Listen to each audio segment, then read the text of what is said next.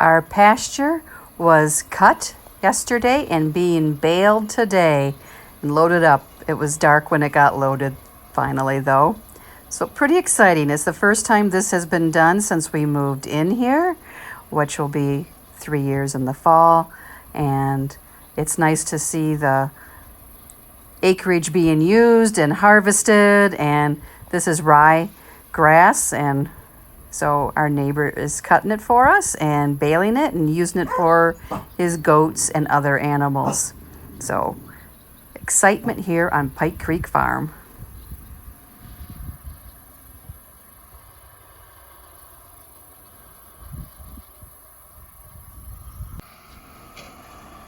Keep watching to see one of the bales come out of the baler.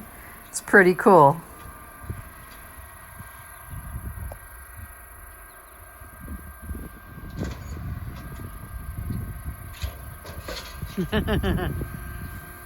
Thankful for our neighbors and for this community we live in.